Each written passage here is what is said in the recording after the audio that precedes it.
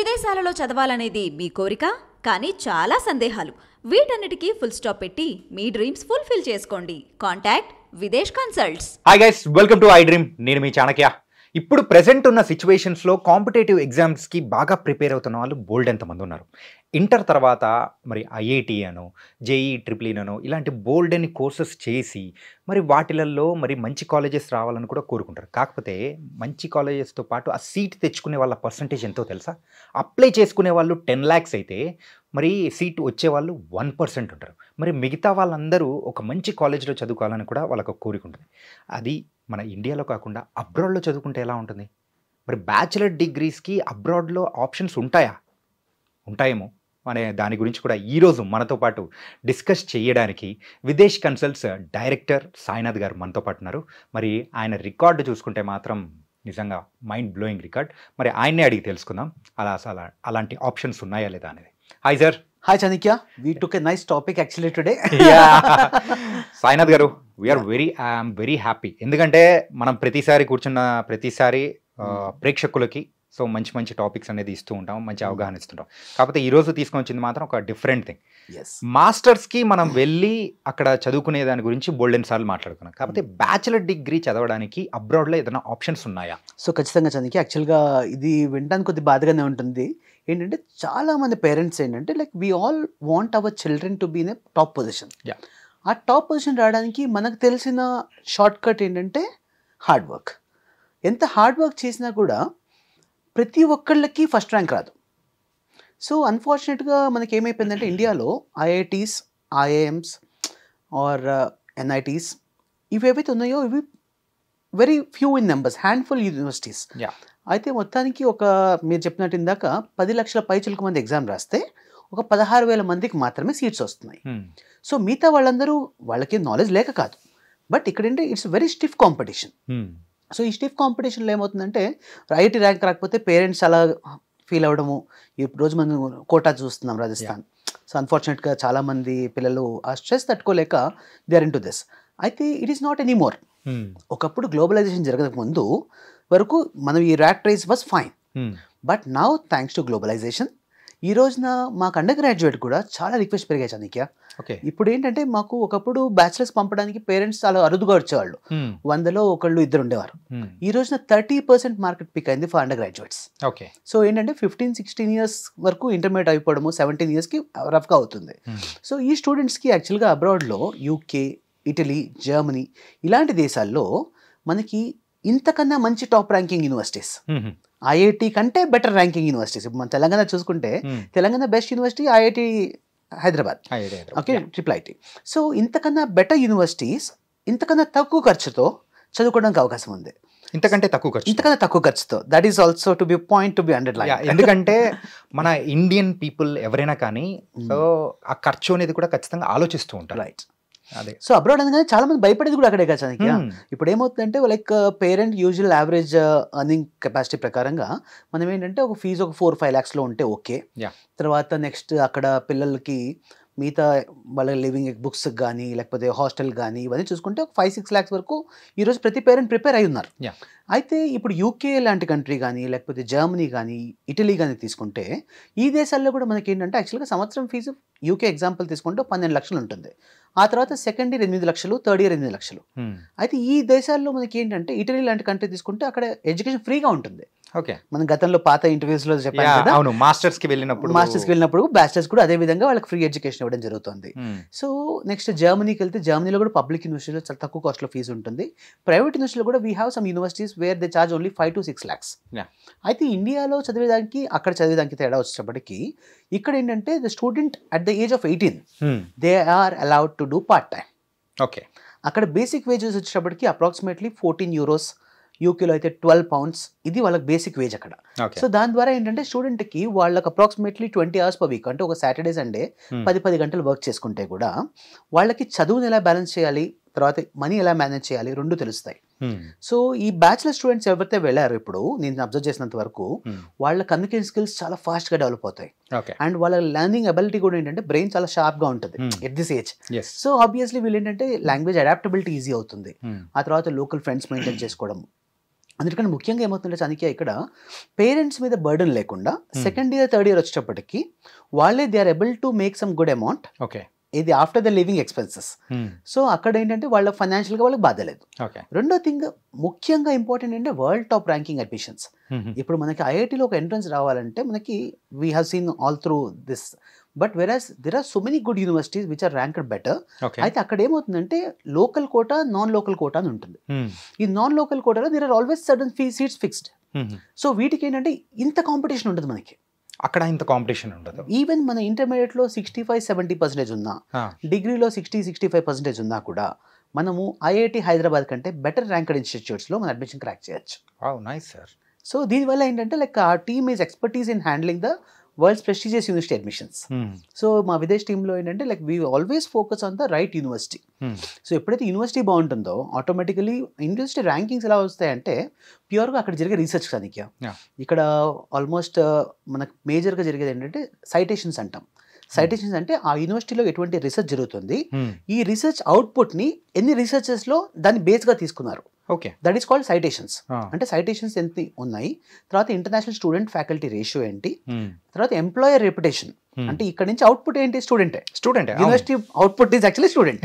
So ఆ student employer point of వ్యూలో reputation ఎలా ఉంది అంటే ఎగ్జాంపుల్ అమెజాన్ కావచ్చు, లేకపోతే ఇంకో కంపెనీ కావచ్చు, ఆయా కంపెనీస్ ఈ యూనివర్సిటీ గురించి వచ్చిన స్టూడెంట్స్ ఫీడ్బ్యాక్ ఎలా ఉంది. So these are the various parameters what actually is been taken in consideration. And touch wood ఇప్పటివరకు మేము చేసే యూనివర్సిటీస్ అన్ని కూడా వరల్డ్ టాప్ 1000 ర్యాంకింగ్లో ఉన్నాయి. నైస్. యాక్చువల్గా మీ దగ్గర అంటే మీ సైడ్ నుంచి ఇప్పటి వరకు వెళ్ళిన స్టూడెంట్స్ అయితే నియర్లీ 16,000 స్టూడెంట్స్ వరకు కూడా వెళ్ళారు. It was a great record. So ఇప్పుడైతే మీరు అన్నట్టు కూడా పర్సంటేజ్ ఏదైతే ఉందో అండర్ గ్రాడ్యుయేట్స్ ఎవరైతే ఉన్నారో వాళ్ళ పర్సంటేజ్ అనేది కూడా ఇంక్రీజ్ అవుతుంది. రైట్. యూజువల్గా మాస్టర్స్కి టోఫెల్, ఐఎల్స్ ఇట్లాంటివి రాసి మరి వెళ్ళాలి అని అంటారు. మరి ఇలా అండర్ గ్రాడ్యుయేట్స్ వెళ్ళడానికి ఏదైనా కానీ ఎగ్జామ్స్ అట్లా ఏమైనా ఉన్నాయా, లేకపోతే డైరెక్ట్గా తీసేసుకుంటారా వాళ్ళని? ఓకే, సో ఇది చాలా ఇంపార్టెంట్ క్వశ్చన్. యాక్చువల్ చాలా మందికి ఏంటంటే ఒకటి డబ్బులు అయితే, రెండోది ఎంట్రన్స్ ఎలాగో తెలియదు. అవును. సో ఈ ఎలిజిబిలిటీ క్రైటీరియా ఏంటంటే మనకి ఇక్కడ ఏమి ఎగ్జామ్స్ మనకి రాయాల్సిన అవసరం, శాట్. ఇది యూఎస్లో అండర్ గ్రాడ్యుయేట్ చేయాలంటే శాట్ అనే ఎగ్జామ్ రాయాలి. But versus thankfully UK, Germany, Italy ఈ దేశాల్లో ఇంత టాప్ యూనివర్సిటీస్ కూడా అడ్మిషన్కి శాట్ స్కోర్ అవసరం లేదు. Okay. So only IELTS that to 5.5, 6 ఉన్నా కూడా సరిపోతుంది. 5.5 అంటే అది నార్మల్ ఉన్న పీపుల్ కూడా వచ్చేస్తుంది. సో మన బేసిక్ నాలెడ్జ్ ఉన్న స్టూడెంట్స్ ఈ రోజు స్టూడెంట్ కూడా ఒక 15 days ప్రిపేర్ అయ్యి రాస్తే కావాల్సిన స్కోర్ ఎలాగో వచ్చేస్తుంది. తర్వాత నెక్స్ట్ వచ్చేటప్పటికి ఏంటంటే ఇక్కడ మెయిన్ అడ్వాంటేజ్ ఏంటంటే కాంపిటీషన్ తక్కువ ఉంటుంది. ఓకే. ఈ కాంపిటీషన్ తక్కువ ఉండడం వల్ల set of Indian students requirement ఎక్కడైనా కూడా యూనివర్సిటీలో కోటా ఉంటుంది.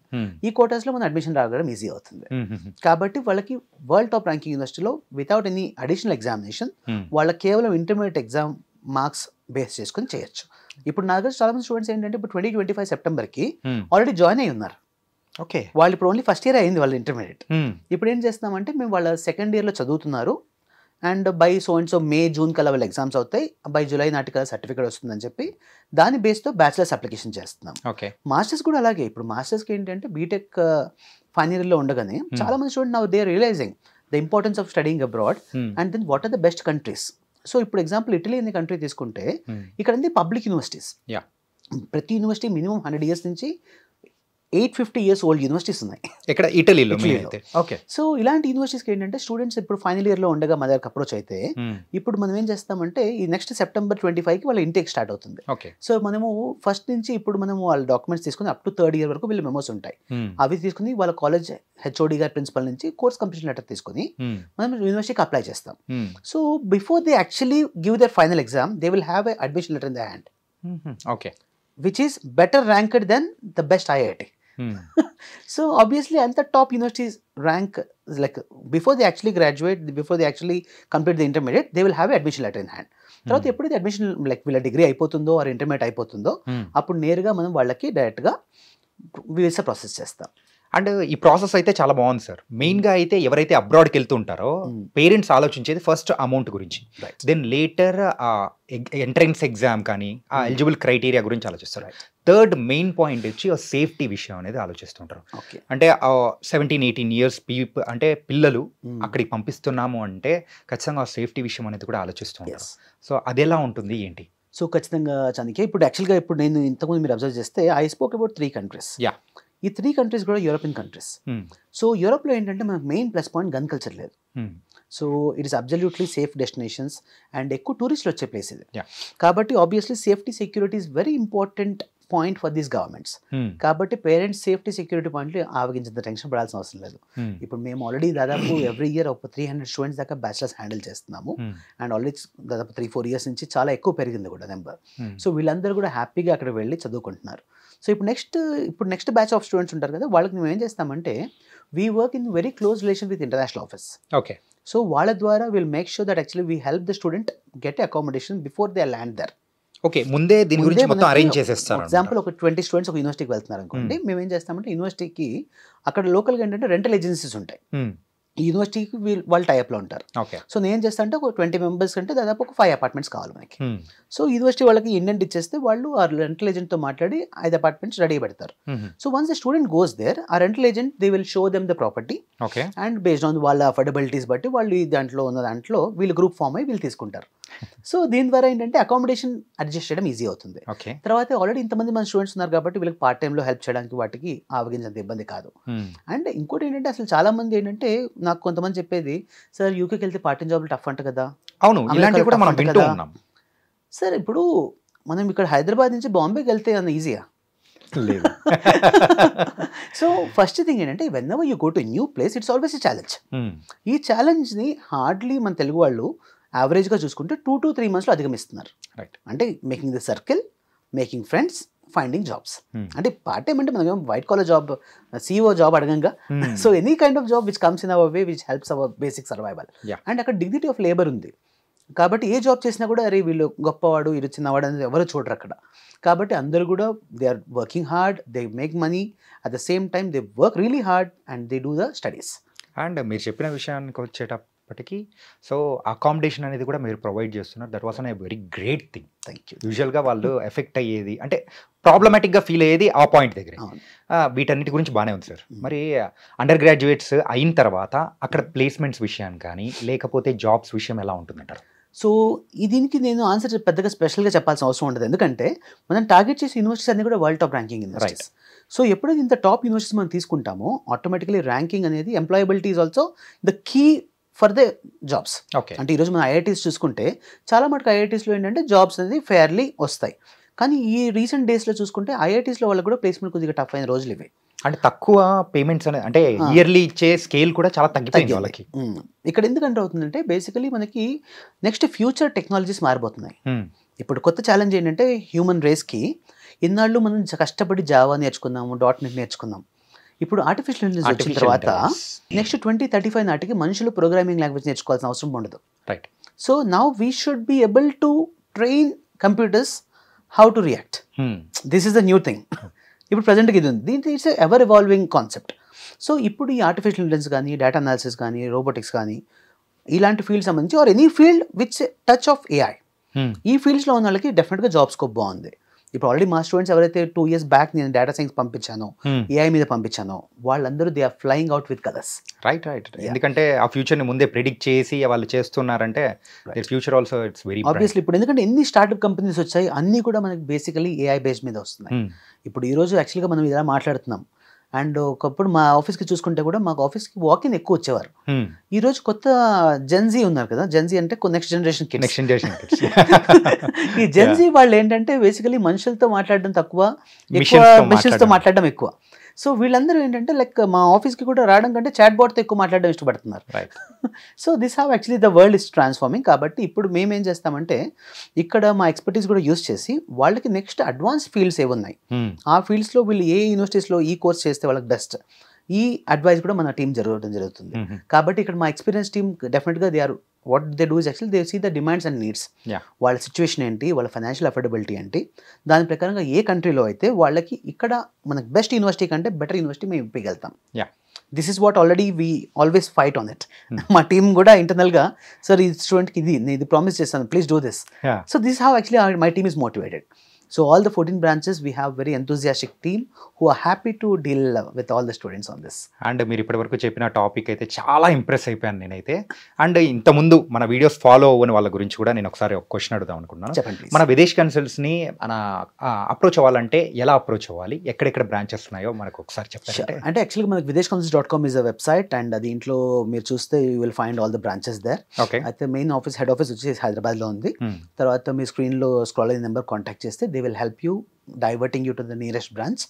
ఆ తర్వాత నెక్స్ట్ వచ్చేటప్పటికి విదేశ్ కన్సల్ట్స్లో ఏంటంటే what we always personally believe is actually like ఒక వచ్చిన స్టూడెంట్ని ఏదో యూనివర్సిటీకి పంపించాం కాకుండా మేము career counsellors first career counsellors, ఆ తర్వాత స్టడీ అబ్రాడ్ కన్సల్టెంట్స్ మేము.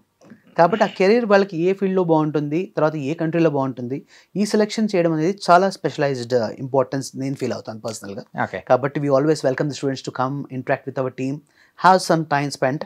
జెన్జీ కిడ్స్ ఎస్పెషల్గా ఏదో చాట్ బాక్స్లో చూసి ఏదో చేసేసాను నాకు తెలుసు అనుకునే కంటే ఒక్కసారి బెటర్ అడ్వైజర్స్ని కలవడం వల్ల, బికాస్ ఎక్స్పీరియన్స్ ఆల్వేస్ మ్యాటర్స్. ఎవరైతే అబ్రాడ్కి వెళ్తున్నారో వాళ్ళు ఖచ్చితంగా ఆలోచించేది ఇంకొకటి ఎడ్యుకేషన్ లోన్ గురించి. మరి అండర్ గ్రాడ్యుయేషన్కి వెళ్ళే వాళ్ళకి కూడా ఈ ఎడ్యుకేషన్ లోన్ అనేది వస్తుందా? సో ముఖ్యంగా అండి ఇప్పుడు యాక్చువల్గా అండర్ గ్రాడ్యుయేట్ కదా మాస్టర్స్కి వెళ్ళే వాళ్ళకి కూడా ఎడ్యుకేషన్ లోన్కి ఏంటంటే we're working very closely with 14 nationalised banks and 3 NBFCs. So ఇక్కడ ఏంటంటే like will make sure that actually student ప్రొఫైల్కి, వాళ్ళ పేరెంట్స్ ప్రొఫైల్కి ఏ బ్యాంక్ ద్వారా వస్తుంది అనేది మా ఎక్స్పర్ట్ అడ్వైజర్ ఉంటారు. ఆ ఎక్స్పర్ట్ అడ్వైజర్ వాళ్ళకి ఏ బ్యాంక్లో అప్రోచ్ చేయాలి, ఏం చేయాలని మొత్తం గైడ్ చేసి వాళ్ళకి లోన్ అప్లికేషన్ నుంచి లోన్ వచ్చేంత వరకు కూడా మా టీం హెల్ప్ చేస్తుంది. సో దీని ద్వారా ఏమవుతుందంటే పేరెంట్స్కి ఒకేసారి డబ్బులు పెట్టాలని ఇబ్బంది ఉన్నా కూడా వీళ్ళకి ఏంటంటే ఈ ఎడ్యుకేషన్ లోన్ ఒక 15-20 lakhs తీసుకుంటే మోర్ దెన్ సఫిషియంట్. అది స్టూడెంట్ అక్కడ పార్ట్ టైం జాబ్తో కూడా వాళ్ళు రికవర్ చేయగలుగుతారు. సో ఇక్కడ లాజిక్ ఏంటంటే రిటర్న్ ఆఫ్ ఇన్వెస్ట్మెంట్ కాన్సెప్ట్. ఇప్పుడు మనం డబ్బులు పెడుతున్నాము, ఆ డబ్బులు మళ్ళీ వీళ్ళకి what I have been seeing is ఈ 3 years ఆఫ్ బ్యాచిలర్స్ కంప్లీషన్ కానీ 2 years ఆఫ్ మాస్టర్స్ కంప్లీషన్లో వాళ్ళు తీసుకున్న పూర్తి లోన్ అమౌంట్ వాళ్ళు రికవర్ చేస్తారు.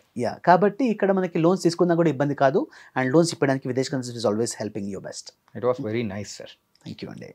సార్, అండ్ బ్యాచిలర్ డిగ్రీ గురించి మీరు మాట్లాడారు, బాగానే ఉంది. మరి మాస్టర్స్ డిగ్రీ గురించి కూడా మనం మాట్లాడుకోవాలి కదా. అంటే క్యాట్కి మనం ప్రిపేర్ అవుతుంటారు, గేట్కి అని రాసి కొంతమంది మరి అప్లై చేసుకుంటూ ఉంటారు. సో అలాంటి వాళ్ళు అక్కడ సీట్ తెచ్చుకోకపోతే మరి ఎలా ఉంటుంది, వాళ్ళకి ఎలాంటి ఆపర్చునిటీస్ ఉంటాయి? Right. So cracking CAT exam is so many people dream అండి. And cracking GATE and getting the good ranking and getting the top university చాలామంది డ్రీమ్. అయితే I congratulate those people who crack it. అయితే వాళ్ళు అక్కడ వెళ్ళిన తర్వాత కూడా వాళ్ళ ఫీజు చూసుకుంటే SPJN కానీ లేక కొన్ని మంచి టాప్ MBA యూనివర్సిటీస్ తీసుకుంటే ఇండియాలో 25 lakhs నుంచి 30 lakhs వరకు ఫీజు ఉంది. ఓకే. దీంట్లో సగం కాస్ట్లో అబ్రాడ్లో ఇంతకన్నా బెటర్ ర్యాంకింగ్ తోటి వాళ్ళు చేయొచ్చు. రెండో థింగ్ ఏంటంటే వీళ్ళకి ఇక్కడ ఇంటర్నేషనల్ ఎక్స్పోజర్ యాడ్ అవుతుంది. సో ఇండియాలో ఎంత చేసినా కూడా, ఎంత మంచి ఇన్స్టిట్యూట్ అయినా కూడా, but still international exposure, adaptability, ఈ కొన్ని పాయింట్స్ వీళ్ళకి ఆ ఫ్లేవర్ మిస్ అవుతుంది. అయితే ఇవాళ రేపు చాలా companies MNC based. So once they go abroad they do a better university than what they can do here. ఆ తర్వాత అగైన్ వాళ్ళకి ఆ దేశాల్లో వాళ్ళకి వర్క్ పర్మిట్స్ ఇవ్వడం కానీ, పోస్ట్ స్టడీ ఆప్షన్స్ కానీ, సెటిల్మెంట్ ఆప్షన్స్ కూడా, అయితే బ్యాచిలర్స్ కానివ్వండి, మాస్టర్స్ కానివ్వండి, ఆయా దేశాల్లో కంప్లీట్ చేసిన తర్వాత ఆ దేశం వాళ్ళు అక్కడ ఉద్యోగం వెతుక్కోవడానికి స్పెసిఫిక్గా UK అయితే 2 years గాను, ఇటలీ అయితే 1 year, జర్మనీ అయితే 1.5 year అక్కడ జాబ్ సెర్చ్ కోసం టైం ఇవ్వడం జరుగుతుంది. సో ఈ టైంలో ఏమవుతుందంటే వాళ్ళు వన్స్ దే గెట్ ఎంప్లాయిడ్, ఆటోమేటిక్గా అక్కడి నుంచి వాళ్ళ ఆ సాగా కంప్లీట్ అయ్యి జర్మనీలో అయితే 2.5 years EU బ్లూ కార్డ్ మీద ఉంటే వాళ్ళకి PR వచ్చేస్తుంది. ఇటలీలో టోటల్గా 5 years including study period they get a PR. అంటే ఇప్పుడు మనం బ్యాచిలర్స్కి వెళ్ళిన తర్వాత 3 years చదివి ఇంకో 2 ఏళ్ళు ఏదైనా జాబ్ చేస్తే దే గెట్ ఎ PR. ఆ తర్వాత UKలో తీసుకున్నా కూడా ఒక 5 years వర్క్ పర్మిట్ మీద ఉన్నాం అనుకోండి, they get a PR. So permanent residency ఈ దేశాల్లో చాలా బెటర్గా ఉంది, సెటిల్మెంట్ ఆప్షన్స్ ఎక్కువ ఉన్నాయి, అండ్ లాంగ్వేజ్ బ్యారియర్ పెద్దగా ఉండదు. కాబట్టి always it is advisable. We had a great conversation with you, sir. Thank you, Chanu. Thank you very much. So ఇంకో టాపిక్తో మళ్ళీ కలుద్దాం. So thank you so much. Thank you. So guys, మరైతే ఈరోజు ఒక కొత్త టాపిక్ మీకు అర్థమైపోయింది కదా. సో ఇంటర్మీడియట్ అయిపోయిన తర్వాత IIT అండ్ AIEEE అని చెప్పేసి ఇలాంటి వాటి వైపు వెళ్ళే వాళ్ళే కాకుండా, సో అక్కడ సీట్ రాకపోయినా కానీ సో అబ్రాడ్లో చదువుకునే గోల్డెన్ ఆపర్చునిటీస్ కూడా ఉన్నాయని చెప్పేసి ఇక్కడ మన విదేశ్ కన్సల్ట్స్ డైరెక్టర్ సాయినాథ్ గారు చాలా చక్కగా వివరించారు. ఎవరైతే అబ్రాడ్కి వెళ్ళాలని ఆలోచన ఉందంటే మరి కాంటాక్ట్ అయిపోండి. సో మరో ఇంటర్వ్యూతో మళ్ళీ కలుద్దాం. అంతవరకు take care. This is your Chanakya. See you.